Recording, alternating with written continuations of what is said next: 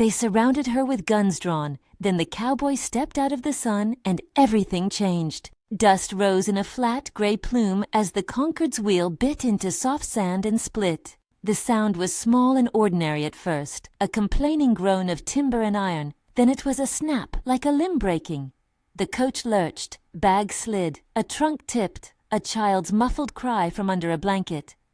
Arlen Wyatt's hands went instinctively to the reins. The desert sun sat hard on her shoulders, and the road ahead was a long spine of bare country, the horizon a smear that promised nothing but distance. They came up like vultures. 5 riders, faces masked with kerchiefs, eyes like gravel. Their leader rode with an easy cruelty, scarred jaw set back from a ruined lip that had once been beautiful.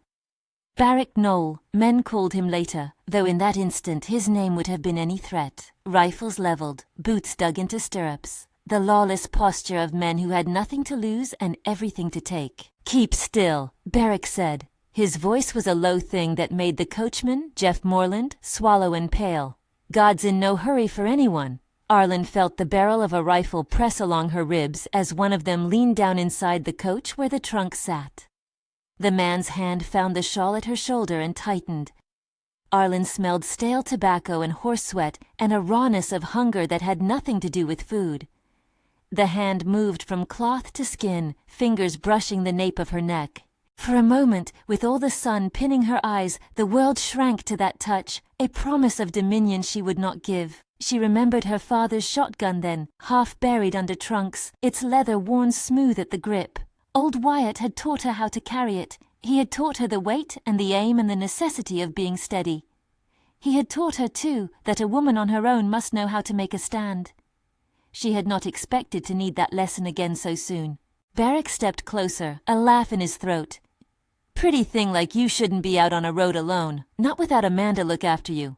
The hand tightened. There was a movement in his wrist that meant something worse without ever naming it. Arlen's breath was a drawn wire until a sound came from the ridge. First a soft thrum, then a harder slap of hoof against hardpan. A single rider, shadowed against the sky, came down the road like a dark promise. His hat brim was low, his coat dusted with the colors of the plains. He rode with the economy of a man who had measured danger for a long time and kept his hand where it could matter. He rode like a law. "Keep your hands where I can see 'em," the rider said. His voice carried across the dust, flat and without flourish. The men around the coach stiffened as if a wind had passed through their bones. Barrack sneered. "And who might you be?" "A marshal," the man answered. The word landed like a piece of metal in the hush. Marshal, badge unspoken but present in the shape of his shoulder, the squared jaw set beneath the brim of his hat. Rook Calderon, that name would be told in other mouths later.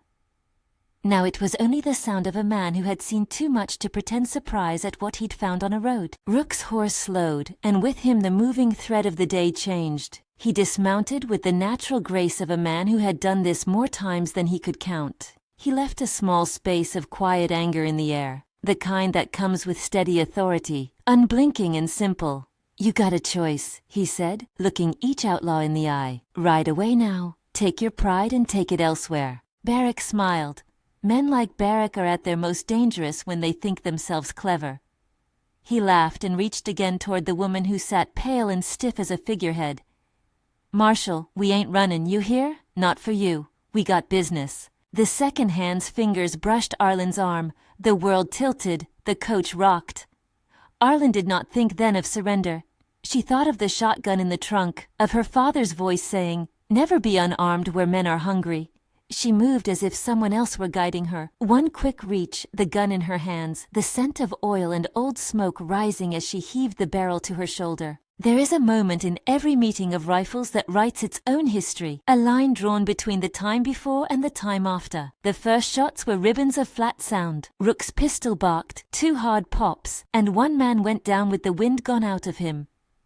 Another shout, and then Arlen's shotgun answered with a thunder that cracked the air like a thrown stone. The blast flattened a hat, turned a body sideways, and left a cloud of spent powder and dust in which men reeled. Rook moved like a man who knew what to close on. He stepped into the swirl and took the lead, calm as a dusk. He forced Barrack back, rifle tapping at the outlaw's chest, a point of law between a man and the wild. Within minutes, the 5 were bound with ropes cut from the coach's lashings, humped and helpless beneath a sky that had watched this play out for centuries. The least of them, a kid with 2 large boots and cowardice in his features, sat back on his heels and wept. Jonah Piccole? They would learn his name then, fingers stained with dust and a brand of shame that would not easily fade.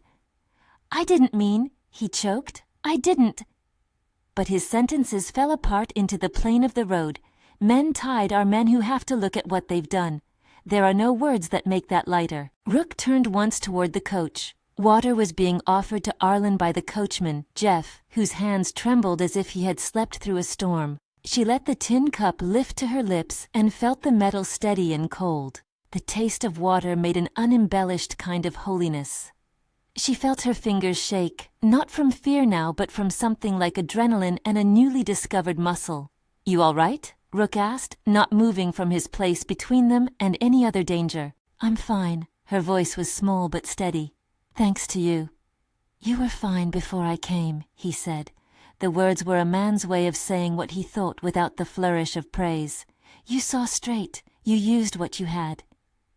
He looked at her then with the kind of scrutiny that is not rude because it wants to know how much of you is left.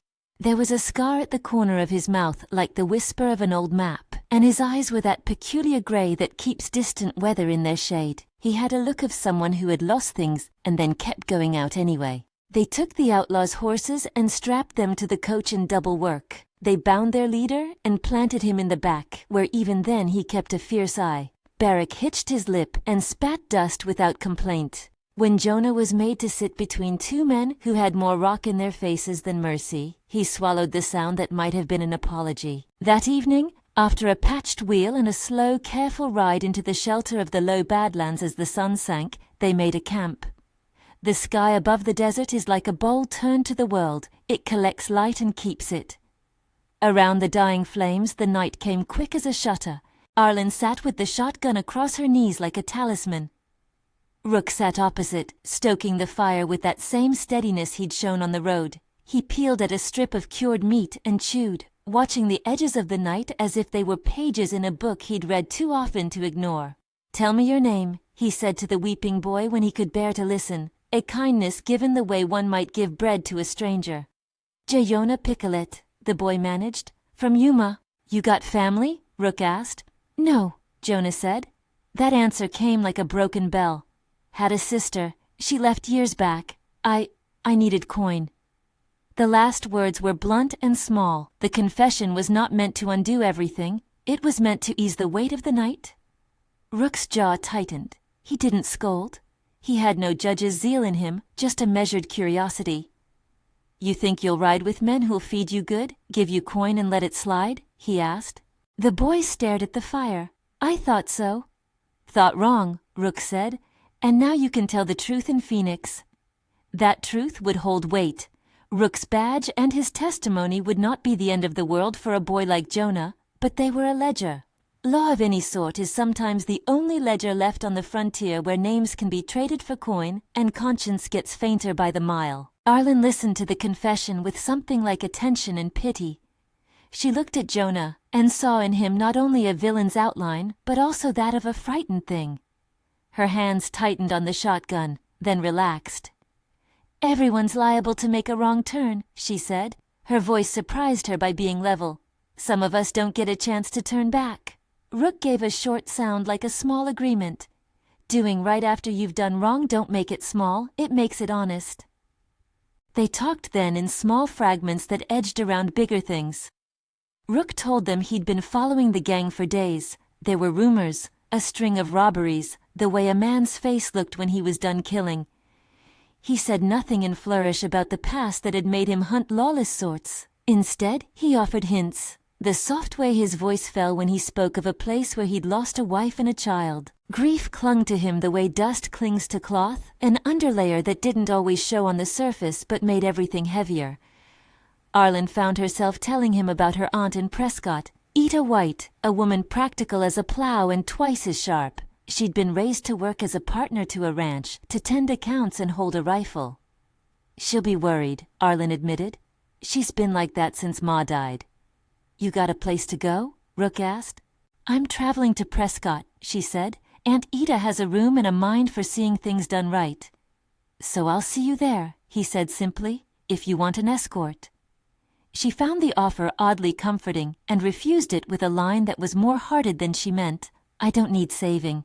"You don't," he agreed. "You handled that shotgun fine." There was an intimacy in that exchange that avoided speeches. Both of them carried old wounds, and both moved around them like people learning a new gait. The night folded its edges and the stars came out one by one, indifferent and permanent. They lay back against their packs and watched and did not sleep much.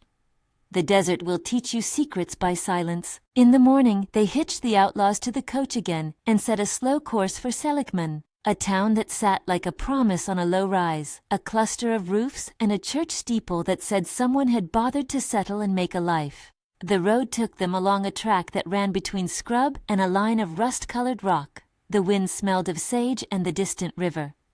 When the sun grew hotter, Jeff slowed his driving hand and wiped his forehead with a sleeve. Selikman received them with the small, watchful interest of a town unaccustomed to strangers who brought trouble. Sheriff Orrin Bell, the kind of sheriff with a face like a workbench, met them at the post on horseback. He had the sober lines of someone who'd seen his share of trouble and preferred a ledger to a fight. Fenric Dowse, the blacksmith, came out of his forge with a pebble of soot on his cheek and offered a measured hand. "You did the right thing bringing them here," Sheriff Bell told Rook without much ceremony. Rook dismounted. He kept his hat in hand, though the sun pressed the brim against his palm.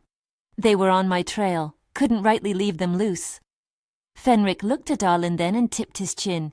"You all right, miss?" He was the kind of man whose concern was practical: food, shelter, a roof. Arlen nodded. The town smelled like fresh coffee and heated leather. Children crowded in alleyways and watched with the fierce curiosity of the young. Women came and stood near the general store window, and their faces had the small softness that a shared human thing can bring. They left the gang at the Selikman jail for the sheriff to hold while a telegram was sent to Phoenix to arrange a trial. Telegraph wires were the thin, throbbing things that kept civilization tethered in those parts, short, urgent fingers that could make a case move. Rook wrote his report with a neat hand, his pen scratching across the paper as if he were setting down the world in order. Jonah's face when he was led into the cell was a kind of map of regret. Arlen should have gone on to Prescott at once, but the town had a way of knitting people together, like a small field mending after fire. Fenric insisted on fixing the cracked wheel properly, pulling apart the rim and seating a new iron band with the loud, satisfying ring of his hammer. The blacksmith's granddaughter, a freckled thing who'd lent a hand during the worst of the earlier scuffle, brought them stew and bread, as if that could fix everything. Ada White's name traveled through the town as a certainty. Aunt of the one from the stage, Rook stayed longer than he needed to. He took on errands with the air of a man who was learning how to be part of something slow. He watched Arlen from across a room while she bartered for supplies. He walked with her past Fenric's smithy and allowed a conversation to form that was not forced. They spoke about small things, the cut of a boot, the way a horse tilted its head when it knew its name, and those small things became a map of intimacy more trusted than any sudden declaration could have been. At night, they walked the town's edge where the light softened, and the silhouettes of cottonwoods made a hedge of black against the sky. Arlen told Rook how her mother had once said the desert teaches a kind of honesty. It'll take what you give, and nothing you don't earn. Rook listened, and when he answered, it was with a thin smile that hinted at an ocean of sorrow. "My life took to the road after that," he confessed, "and I kept riding until I didn't know where to lay a stake. I thought the badge would keep me honest. I thought it would keep me from remembering what I lost. It didn't. It just made me see more of what the world took." Arlen looked at him with a clarity that surprised herself. "Maybe you're supposed to keep moving until the moving stops for you." He shook his head. "Maybe you decide where it stops." They shared a silence then that was not empty but full of possibilities neither wanted to name aloud yet. The world feels dangerous when you say too much too soon. It feels richer when it waits. Selikman set them on their way at last with a repaired wheel, a fresh set of tanned leather straps, and enough bread to feed a small household. Sheriff Bell put the piece of paper in his pocket that would go by telegraph to Phoenix, and Rook folded his coat around him as if to compress his past into a lighter bundle. They rode out of Selikman toward Prescott with the idea of a civilized world thin but visible ahead of them. The road sputtered and rolled and dipped into washes and rose into ridges. The afternoon heat lay heavy and lazy. It was on the flank of a low ridge, where the road tightened and a line of pines made a shadow like an arm, that the first warning came, a stone in the wheel, a hairline crack that smelled of old iron and bad luck. Rook pulled the coach to the side more out of habit than fear. He had the sort of hands that were useful in tight places, quick and sure, as accustomed to rope and saddle as to a gun. Arlen climbed down and thumbed the cracked rim. She could feel the give of wood where it should be whole. "You fix it proper?" she asked, looking up at him. He gave a single nod. "We'll have to take it slow. There's a pass ahead that'll make a bad wheel worse." He paused, eyes meeting hers. "Stay near the coach when we cross it." She said she would, but there was a softness in the order that was less command than care. The road narrowed, the sky grew thin, and a wind sifted through the pines like dry paper.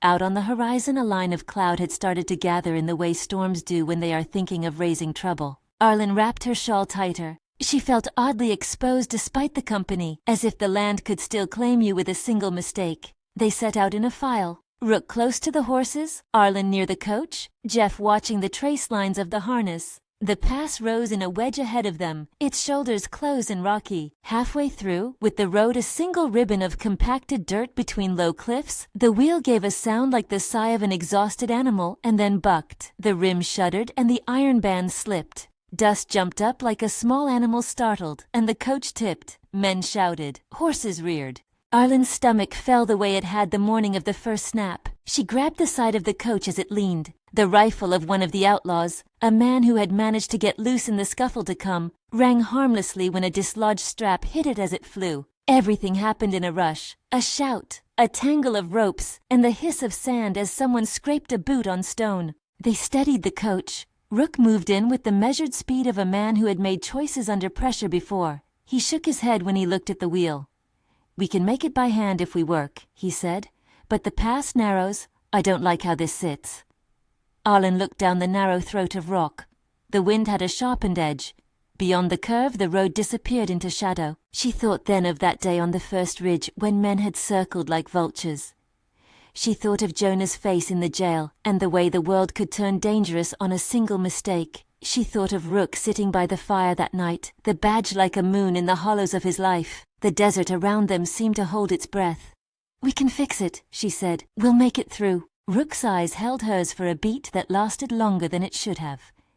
In that beat, she read the unvoiced fact, a choice about to be made, not only about a wheel, but about the man who would now, by necessity, be more than a passing figure. He had done the heroic thing on the road. The harder thing was the slow work of staying. The pass ahead would test more than timber. "You ready?" he asked.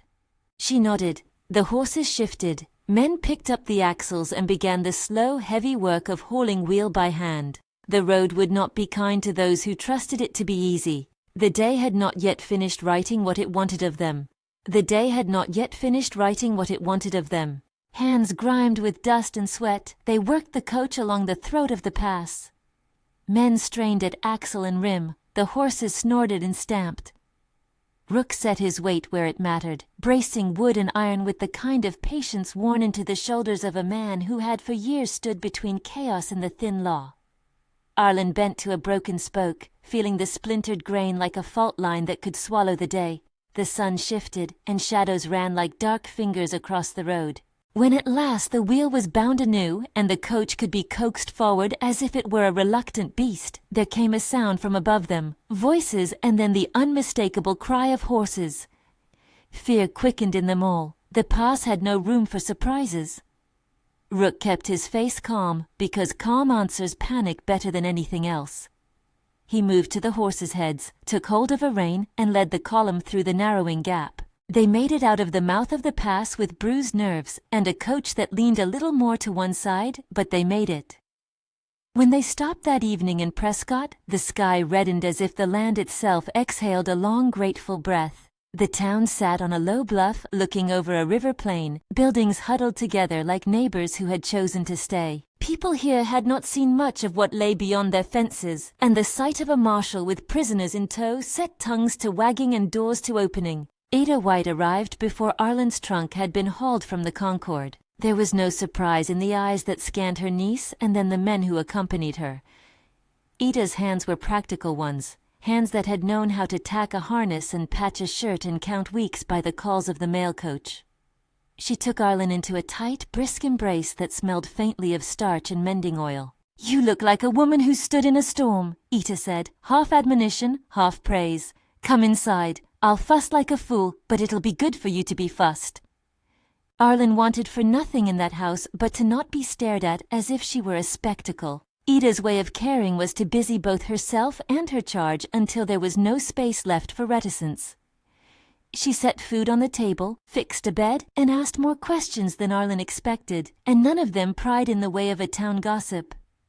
They were the steady questions of a woman who knew the cost and worth of a life built out of labor. Rook lingered on the bluff longer than the wagon needed him to. He had work to finish in Phoenix, reports to the marshal's office, testimony to prepare, but he found reasons to wait. A strap to have mended, a message to be penned. A question that kept folding back to the woman who had fired a shotgun like a born hand. In town, people told corners of the story in their own voices, how a marshal had stepped down out of the sun, and the way a passenger had answered a desperate moment with steel. Some took to calling Arlen brave over the counters and on doorsteps. Others simply nodded and brought out stew. The blacksmith strolled over to Rook with a handmade iron stand for the coach's broken wheel, and Sheriff Bell took Rook aside to talk in the soft urgency of men trying to keep the peace. "You did right," the sheriff said again, the words as plain as a ledger entry. "The boys in Phoenix will want the whole account. Folks here, they'll sleep easier with that gang corralled." Rook answered with less about the law than about the cost. "It's not only the men in irons, Orrin, it's knowing the road's a safer place. That's the only kind of victory that lasts." The telegram came in from Phoenix 2 days later. The horses were rested. The men who had ridden with Barrick still lay bound in the jailhouse of Selikman under the sheriff's watch. The wire there carried the small, urgent hand of the courts. A summons called Rook to testify at arraignment and establish the chain of custody for these men who had preyed on travelers. Arlen felt the return to the past more keenly than she expected. The thought of ride and testimony and returning to the scene of that first terror set an ache behind her ribs. She could not pretend it left no mark. The line of a shadow still passed through her thoughts at odd hours. At night she woke sometimes with her hand reaching for a gun that was not there. The memory of the hand at her throat was a thing she carried privately, a tender, angry bloom that needed tending. Ita was steady beside her. "You can say what happened without giving them what they want," the aunt advised. "You'll tell the truth. That's more than some can do." Rook's offer to stay through the trial was made in a manner that matched his character, unobtrusive, practical, unromantic, in a way that felt more honest than a rapturous vow. "I'll go on to Phoenix," he said once over a plate of bread, "and then I'll see this through. If you want company on the way back, I'll walk you to the stage." She did not need company to be kept safe. She needed a choice that was her own. Saying yes to his walking with her into a town and through a courthouse did not surrender her agency. It simply placed two people in the same labor, as if bedrock and brick could be better laid by two hands than one. The trip to Phoenix was a study in contrasts. The city was a different animal from towns like Selikman and Prescott, louder, more crowded, with the pulse of the telegraph offices and the legal houses. Courtrooms swelled with people who had come to watch the law take hold, and Rook and Arlen found their place among those who had a duty to make truth visible. Arlen's testimony was a careful thing. Standing at the witness rail, she felt the judge's eyes like the focus of a machine and the crowd with it. She spoke plainly of the snap of the wheel, the men who circled, the barrel at her ribs, the smell of dust and sweat, and the press of a hand where none should have been. She did not dramatize. She let the facts stand, and in the dryness of the telling she found a strange, sturdy power. The courtroom kept its breath irregular. Barrick sat with his jaw set, lips a thin line. He met her gaze, and in that fraction of time she felt the old terror splay out like a dark wing. But the wing could not take hold again. the law's light on Rook's shoulders and the proof of the men's crimes held firm. Rook's testimony was of a different character. He spoke of the trail of the gang, of the way they had taken to preying in a certain stretch of road, of the shots and the precise things that had led to arrests. In the telling one could hear his care for order and for the dignity of the injured. He did not embellish. The facts were his weapon and his witness simultaneously. The trial lasted almost a week. Witnesses came and went. The prosecutor built a wall of small truths. There were moments of heated argument, defense counsel arguing misidentification, the argument that travel on empty roads invites trouble, and moments of cold quiet when the jury retired and a town held its breath. Arlen went to the courthouse daily, and when she could not bear the room, she sat at the edge of the riverbank and watched the water hold a light that had nothing to do with the verdict. When the jury returned, the knuckles of men and women whitening around benches, the foreman rose and read the words, "Guilty." The sound in the room was immediate, relief, the finality of paper and authority. For Barrack and his fellows, the sentence was given according to the law: several years at the state penitentiary, hard labor, and the specter of a later day with fewer choices. The judge's voice was heavy with the era's blunt sense of remedy. Justice had been done in the terms their world knew. The road would be safer because of it. Outside the courthouse, under the hot Arizona sun, Arlen felt something loosen in her that she had not been able to name. It was a small victory, and yet a precise one that would mark the days ahead more lightly. Men and women she had met in Selikman and Prescott came to offer a word. Ada clasped her hand until the skin blanched, and Rook stood there, hat in his hand, his face unreadable until it was not. He looked like a man who had borne something through and was learning the touch of returning. It was after the verdict that Rook made another choice he would not later call reckless. He reached for his marshal's commission and the little ledger of claims he kept tucked in his travels. He had been a marshal for a long enough time that the badge sat on him like part of his shape, a burden he bore with the grim courtesy of a man who had known what loss could do. Yet the toil of constant road, following, testifying, watching, had hollowed him. What he desired now was not a fresh trail, but a foundation. He sat with Ida over a pot of coffee the day after the trial. The light through the kitchen window showed dust motes like slow stars. "There's land," he said, quiet as a confession. "A parcel out east of town, bare but decent soil near a spring. If I buy it, I'll build something that stands. I can take my money from the post I've earned and—" He stopped and let the sentence rest. Ida's eyes sharpened. "You're thinking of settling." "I'm thinking of stopping," he corrected. "Of staying." Arlen had been there with them, hovering at the edge of the kitchen as if she were eavesdropping on the future. Hearing Rook speak the word settle made something inside her unclench.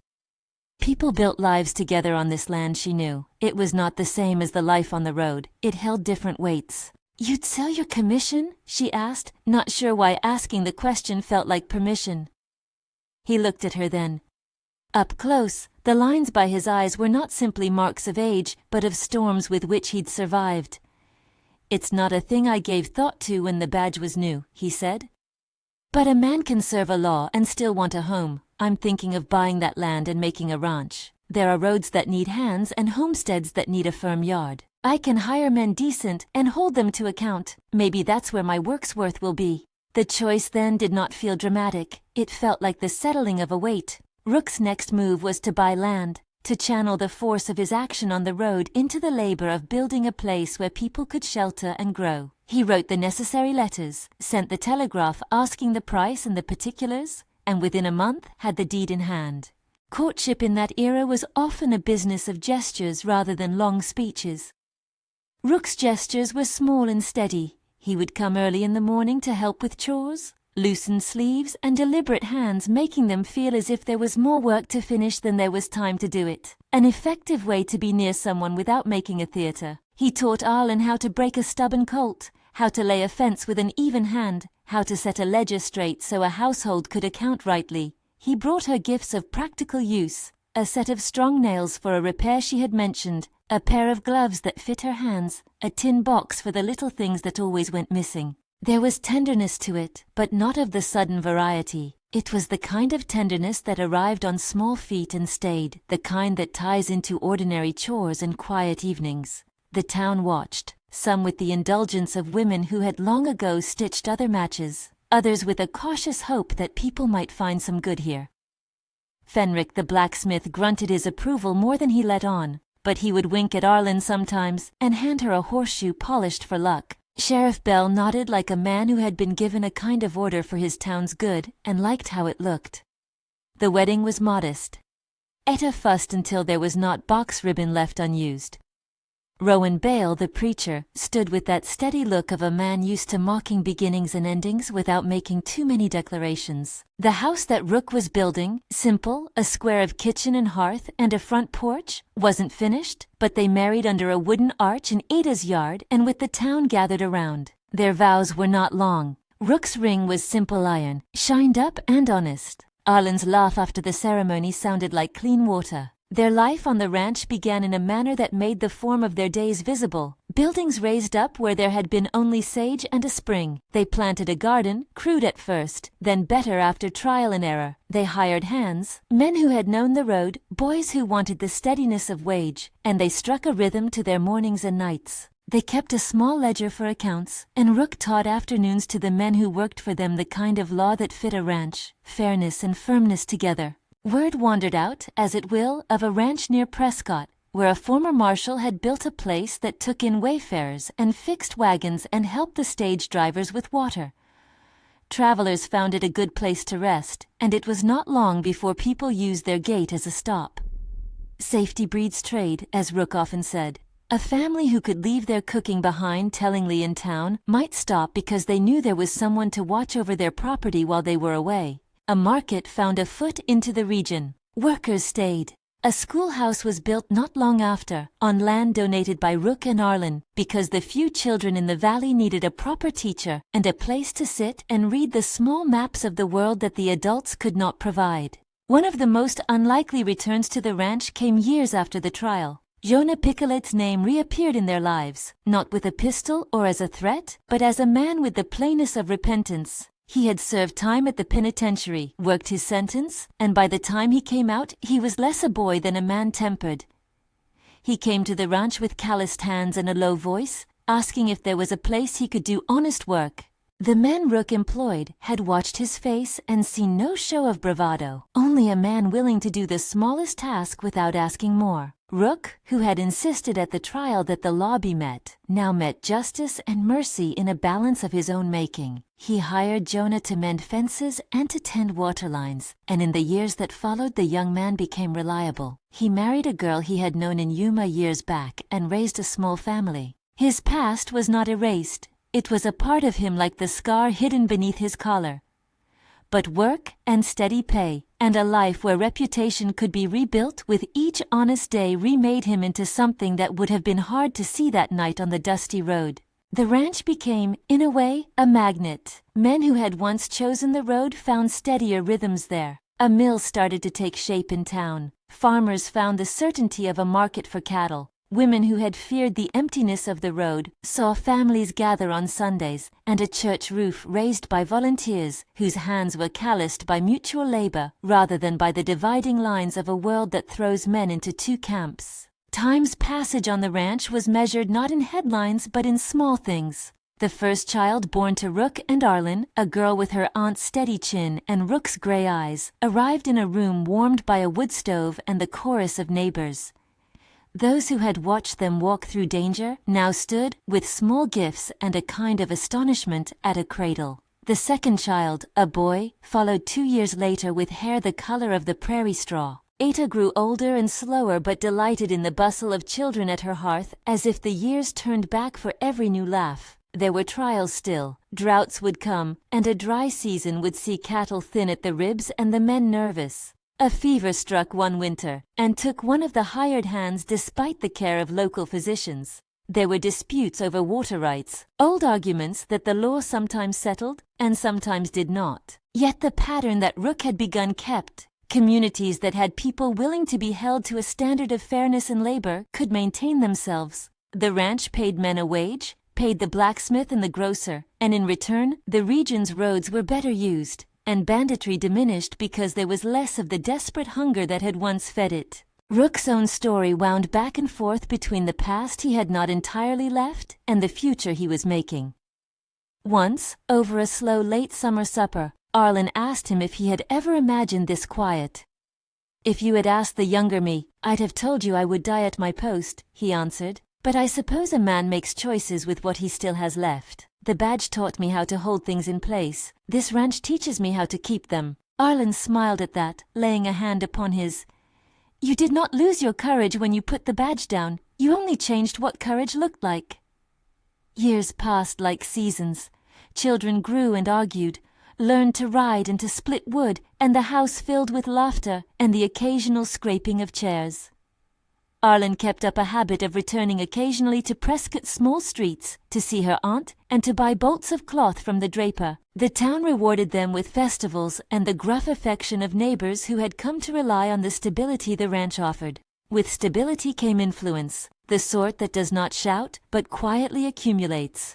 Rook and Arlen's contributions, land for a school, a donated parcel for a meeting house, a fund to keep the mail coach running in hard winter, were not grand in isolation, but together helped stitch a community's life into something that could be handed down. Men wrote of the ranch's gate in their letters home and told tales of helpful hands at the spring. Women spoke of a steadier market for butter and eggs. Farmers drove cattle with less fear because they knew there would be someone like Rook to testify and to call the sheriff. What changed the West was not one act alone, but the next move taken with steadiness. Arrest made law, a home made carefully. The arrest of Barrack and his men had taken immediate danger off a road. The founding of the ranch sent ripples into the soil. More settlers, more children. The establishment of a school whose letters would travel with young people to better opportunities. In small accumulative ways, the region's character shifted from transient and predatory to settled and invested. And yet, it was never perfect.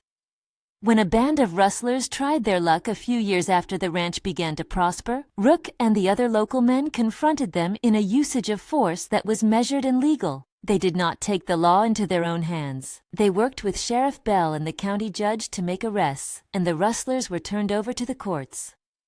Law, as Rook always taught, worked best when held to a map and not to moods. Time had its marks. Rook's hair threaded with silver by the years, the lines around his eyes deeper than the years before. Arlen's hands bore the small scars of a life of labor and the gentle softness of years of tending children and house. They kept up their habit of sitting on the porch in the evenings, watching the sun tilt red behind the hills and listening to the sounds of the valley breathe. Once, when their little boy was nearly grown and their daughter already had small children of her own, they rode down the same road where Arlen's coach had first broken. The road was improved, the ruts filled, and the stage drivers tipped hats now to a farmhouse where once they would have kept a wary eye. Travelers were no longer targets in that stretch. Banditry had less place to feed itself because the land held families who cared about the safety of their neighbors. They stopped where the wheel had once cracked. Arlen dismounted and ran her hand along a stone that had probably once been fumbled as a wheel rolled past it. The memory of then, guns leveled, hands laid upon her, receded into the kind of thing where the pain left a shape but not a burning. The scene that had once been a wound was now a marker. Men passed in carriages and tipped hats. Children ran with a freedom that Arlen had not thought had once been possible. She looked at Rook, and there was a long time when neither of them spoke. "You did change it," she said finally, voice soft as if the old land were listening. "That day, when you rode in, didn't just save me. It set a chain. Men came here who would not have. The school stands because of those who could come later. The roads are safer. People marry without fear of a passing thief. You changed the shape of the lives that followed." Rook tipped his head toward the horizon and looked at the thin line where cloud met land. "I did what I could," he said. "I don't know if it's me who did it, or if it was what happens when people decide to stay. Maybe it was both." The years turned beyond them. Arizona's map changed in a way few of the first homesteaders had all the patience to imagine. The territory groaned under the weight of people and eventually found its place in the Union as a state. A circled dot on a map, a line that once would have meant little to those who moved with seasons. Their children took part in that change. Some left for cities, some stayed, and some found work in towns that had grown from the seeds of a ranch. Letters traveled, handwritten pages folded and sealed, of new rail lines and telegraph offices that made communication easier and set places like Prescott on more certain footing. Old age arrived with a tenderness thatched with hard-won peace. Rook and Arlen aged into each other, as if a second law bound them, no less strict, but kinder. They would sit with hands linked and remember the arc of their shared life. A coach wheel breaking, a gunshot answered, a boy's repentance, a court's verdict, a deed signed, a home raised, and finally the small, unremarkable thing of years stitched into a community. The ranch had a simple epitaph written not in stone, but in people's memory, and in the children who had learned the basics of making a life there. One winter's evening, years on from those first gunshots, Rook sat by the hearth with a bowl of stew, while the children's children played at his feet. Arlen moved around him, her hair shot with silver, but her eyes bright with the same stubborn light that had once made her shoulder the weight of a shotgun so comfortably. They had telegrams and letters to read, news of distant relatives who'd found their fortunes or misfortunes, and the steady correspondence of life. They spoke little but enough, as older couples do. Rook's fingers toyed with the edge of his napkin, and when he finally broke the small silence, his voice had a soft edge to it. "Do you ever think about that day?" he asked. "All the time," Arlen answered without hesitation. "I think about the hand at my neck, and about how I moved, and I think about the way you stepped into the sun and stepped into the gap. I think about Jonah and the jail, and how the world got a little less hungry after that." Rook's face crumpled in a look Arlen had seen before, one that folded grief and gratitude into one. "It was the right kind of work," he said. "It was work I could finish with my hands instead of my boots." She laughed softly. "You always spoke plain." "When the world is plain, you can see what needs doing," he said. "And you do it." They sat there as night settled, the house breathing out in a slow, even way. The lands they'd made had become places where mail coaches stopped without fear, where children learned letters and sums, where a blacksmith could be found on his bench from sunrise until dusk, and where errant travelers could find a warm bowl and a bed without the fear of being taken. It was not a perfect change, and the West kept its tests, but in that valley and the ridges around it, there was a different kind of life, one that kept its word. In the end, their story joined the stream of small histories that make biography of a region. Neighbors would tell the story of the woman who fired a shotgun at a ridge and the marshal who stepped down out of the sun, and how from that moment, a ranch grew that helped tame a stretch of road and hearts alike. The telling was not precise in every retelling, details blurred, voices smoothed, but the contour remained. A rescue, a choice, a life built. When their time was nearer and the chores easier for younger hands, Arlen and Rook would walk the ridges together and talk about the people they had known and those who had stayed. Sometimes visits came from people who owed them something, gratitude, a favor returned, and sometimes they received no visitors at all. It mattered little. Their days had the kind of fullness that cannot be measured in public honors, but by how many beds were warmed by a meal and how many hands learned a craft that kept the land together. Arlen's children scattered in the manner of a prairie scatter, but they always wrote and came back to a table. The ranch, when their children came of age, stood as a place to return to. Some sold their plots and moved on to cities that bloomed with the new technologies. Others stayed put, raising families that, in a small way, mirrored the first stubbornness that had kept outlaws from this road. Time shaped men and women differently. Rook would sometimes sit on the porch with a worn marshal's badge tucked into his book of notes, not an object for show, but a relic of the life that taught him to expect the world to be worth fighting for in practical ways. Arlen kept her father's shotgun in the loft, disassembled and cleaned, a talisman of a night that had shaped her life, but no longer the instrument by which she defined herself. It was a reminder, placed out of reach, for the children to know their past without needing to live in it. On the day a messenger arrived with news that Arizona had been admitted to the Union, they both went out to stand beneath a sky that had been constant for decades. The prairie's breath moved through their hair. Rook's hand found Arlen's and gave it a squeeze that had the history of 1,000 ordinary acts invested in it. "You ever think we'd see this?" Arlen asked. "Not like this." Rook's smile was small, "but I always hoped." Their last years were gentle, threaded with the sorrow of slow losses, friends who did not come back from the list of the sick, hands that could not work like before, Yet they were steady, an ordinary, careful conclusion to what had begun in a day of danger. When at last they lay down the daily burdens and passed in the order of time, the ranch did not cease. Their children and other hands kept the gates, taught the next generation to hold a plow and to be honest with accounts, and to carry the story that had started where the wheel snapped and the guns were leveled. The land took their names into the small lore of a valley, and if a traveler now and then asked why the road was clear here, someone would tell of a marshal stepping out of the sun, and a woman who answered with a shotgun, and of what followed, a decision not merely to arrest but to stay, to build, to bind a community together. They surrounded her with guns drawn, then the cowboy stepped out of the sun and everything changed. That story reached beyond the immediate jolt of violence. Rook's next move, arresting the men who made the road dangerous and then laying down roots to create a place where families could prosper, was the sort of act that, layered with the labor of years, turns wandering territories into settled places. It did not make the West perfect, nor did it end all danger. But for the valley that grew up around their ranch, the change was real. Safer roads, steadier markets, school bells that rang for children who might not have been born if the road had remained lawless. If this story moved you, like, share, and tell us which moment changed you most in the comments.